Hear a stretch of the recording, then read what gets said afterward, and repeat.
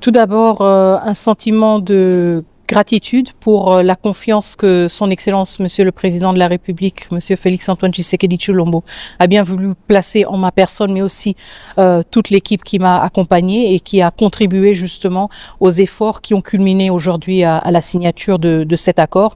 Mais en même temps, évidemment, en tant que membre du gouvernement, un sentiment d'une responsabilité profonde, vu la portée historique de cet accord et la responsabilité qui nous incombe à nous en tant que membres du gouvernement, en tant que représentants de la République démocratique du Congo, de nous assurer que cet accord va se traduire en une paix concrète et tangible pour des millions de nos concitoyens à l'est de la République démocratique du Congo. Alors tout d'abord, il faut souligner que l'accord que nous avons signé aujourd'hui est un accord contraignant pour toutes les parties signataires, et ça c'est quelque chose d'extrêmement important. Et évidemment, je ne sais pas si certains d'entre vous et des téléspectateurs ont eu l'occasion de suivre aussi la prise de parole du président Donald J. Trump aujourd'hui à la Maison-Blanche, qui lui-même a affirmé à 2 reprises que les États-Unis d'Amérique allaient tout faire pour s'assurer justement que cet accord soit respecté par toutes les parties prenantes. Donc je pense en effet que nous sommes dans une dynamique extrêmement constructive avec un partenaire qui est aussi déterminé que la République démocratique du Congo de voir cet accord se matérialiser,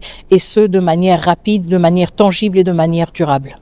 L'accord est très clair. Quand il s'agit de la question du désengagement des forces, l'accord se réfère au CONOPS, au concept d'opération, qui a 2 volets principaux dont l'exécution doit se faire de manière concomitante. Le premier volet, et ces 2 volets prennent en compte les préoccupations sécuritaires des 2 pays, de la République démocratique du Congo et du Rwanda. Le premier volet, c'est le désengagement des forces, à savoir les forces armées rwandaises qui sont sur le territoire congolais. Et le deuxième volet, la neutralisation des FDLR, donc la préoccupation principale en termes de sécurité du Rwanda.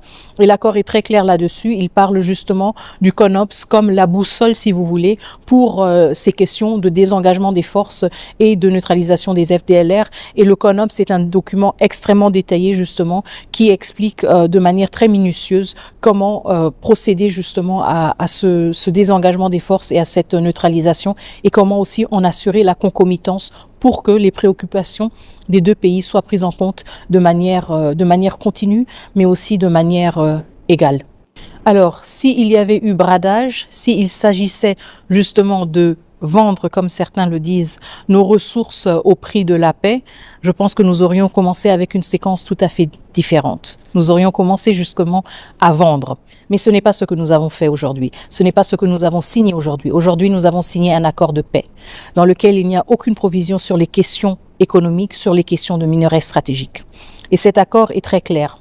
Il prévoit justement la fondation pour un environnement propice dans lequel on peut aussi envisager un retour, si vous voulez, d'investisseurs, où on peut aussi envisager une économie plus dynamique. Mais nous sommes tous clairs dans notre compréhension du séquençage des choses. Nous ne pouvons pas penser à un contexte économique ou à la signature d'accords économiques sans pour autant tenir compte de la nécessité d'un retour de l'autorité de l'État, sans pour autant tenir compte de la nécessité d'un contrôle rétabli de toute notre intégrité territoriale. Et donc, à ceux qui pensent justement que cette paix a été obtenue justement à travers un bradage de nos ressources, je dis non, ce n'est pas le cas.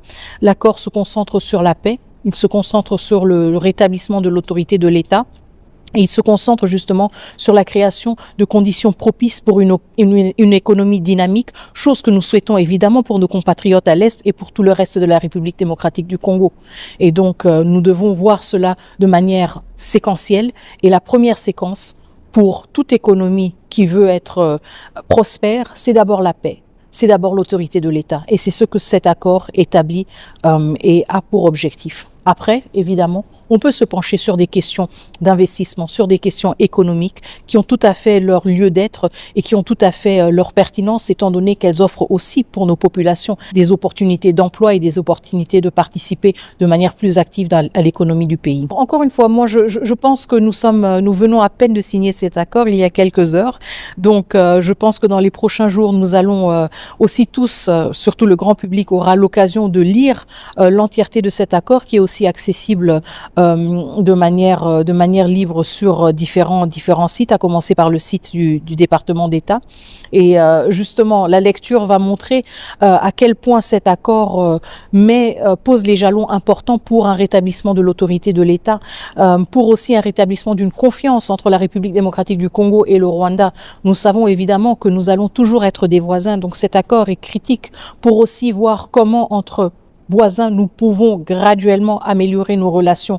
Nous pouvons prendre en compte les considérations ou les préoccupations sécuritaires des uns et des autres et nous pouvons justement créer des conditions propices à une cohabitation plus pacifique. Alors en termes de retombées, je veux surtout un accord qui entre en vigueur dès sa signature, à savoir dès maintenant. Et pour nous, c'est justement la question que nous avons toujours placée au centre de nos négociations.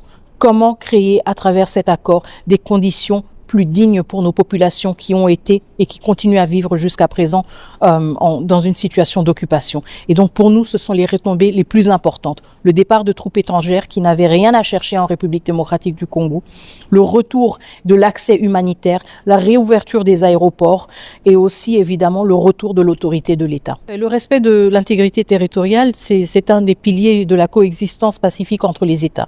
Cela veut dire que nos frontières qui existent et qui sont reconnus internationalement ne peuvent pas être violés pour quelconque raison. Et donc ça, c'est un principe sur lequel nous sommes revenus de manière continue dans tous nos efforts diplomatiques justement pendant les derniers mois, les dernières années, pour démontrer qu'il y avait en effet une violation de notre intégrité territoriale.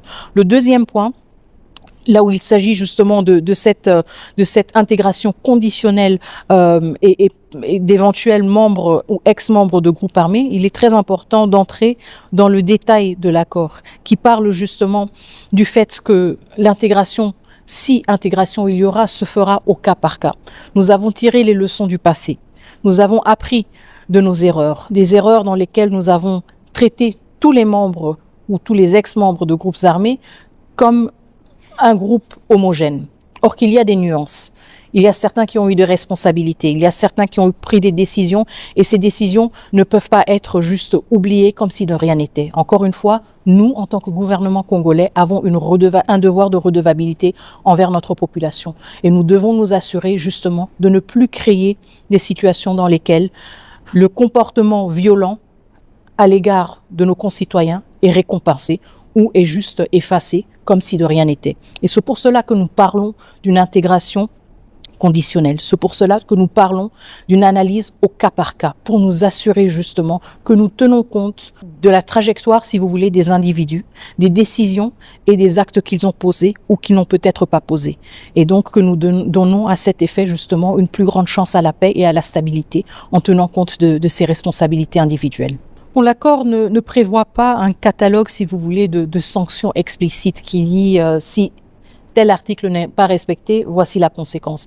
Mais en même temps, encore une fois, n'oublions pas que nous avons signé cet accord avec ou sous la facilitation des États-Unis d'Amérique. Donc un pays qui quand même a pris la décision de mettre tout le poids de son appareil diplomatique derrière ce processus de paix. Et ça pèse énormément. Ça veut dire que nous avons aussi une garantie justement de savoir que ce facilitateur, mais aussi ce champion de l'accord, sera prêt à le défendre quand il y aura des violations de l'accord. Et pour nous, c'est quelque chose d'extrêmement important parce que ça nous réconforte justement dans notre détermination de nous assurer que nous allons honorer nos engagements, mais aussi dans notre certitude que ceux qui ne vont pas le faire seront responsabilisés par les États-Unis d'Amérique déjà en tant que facilitateur du processus, mais aussi à travers les mécanismes qui seront mis en place pour superviser la mise en œuvre de cet accord. Et donc il y aura une transparence aussi par rapport à la conformité, si vous voulez, des comportements des uns et des autres vis-à-vis de l'accord. Et ce sont les éléments sur lesquels nous concentrons justement quand nous pensons à la mise en œuvre de cet accord. Le poids politique des États-Unis d'Amérique, mais aussi les mécanismes de suivi et d'évaluation qui sont mis en place à travers cet accord, la vérité, pour établir les faits